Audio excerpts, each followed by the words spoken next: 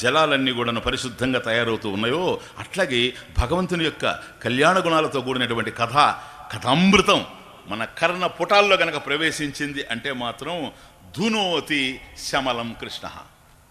కాబట్టి ఆ కృష్ణ కథామృతం మనసులో ఉండేటువంటి ఈ విషాన్నంతా కూడా విరుగుడు చేసి బ్రతుకును భగవన్మయంగా మారుస్తూ ఉంది. ఇంతవరకు వింటూ వచ్చాం, ఇంకా విను అని చెబుతూ ఉన్నాడట. మహాత్ములు కూడా అదే అనుకుంటారు. ఇప్పుడు భూరిదా జనాహ, ఈ ప్రపంచంలో ఎవరు గొప్ప దాతలు అంటే ధర్మం మీద ఆలోచించేటువంటి వాడు కర్ణుడు దాత అంటాడు, కానీ కర్ణుడు దాతని శాస్త్రం అంగీకరించదు. అర్థమవుతుంది.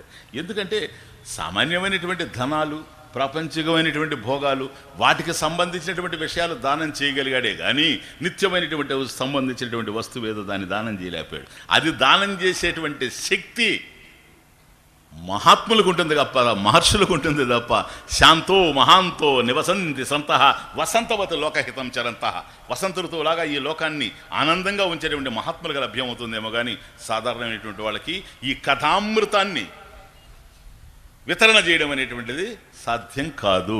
తవ కథామృతం తప్త జీవనం, తవ కథామృతం తప్త జీవనం కవిభిరీడితం కల్మషాపహం శ్రవణమంగళం శ్రీమదాతతం, శ్రవణమంగళం శ్రీమదాతతం భువి గృణంతి భూరిదా జనా.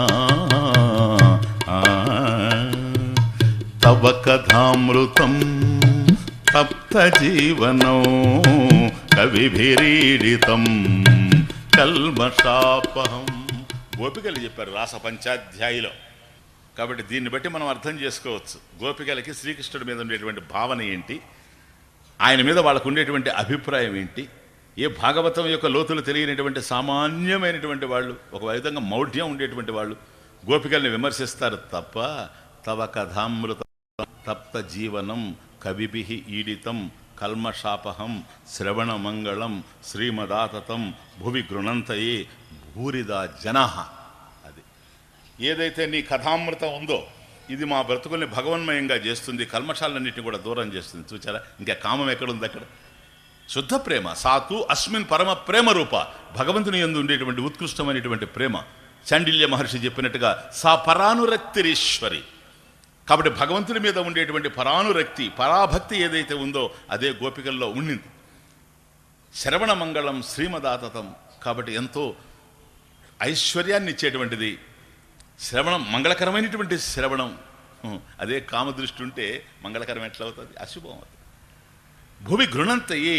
ఈ ప్రపంచంలో ఎవరు దాతలంటే ఎవరైతే భగవంతుని యొక్క కథని వితరణ చేస్తూ ఉన్నారో, ఎవరైతే తత్వశాస్త్రాన్ని సమాజానికి అందిస్తున్నారో వాళ్ళకి మించినటువంటి దాతలు ఈ ప్రపంచంలో లేరని భాగవత నిర్ణయం.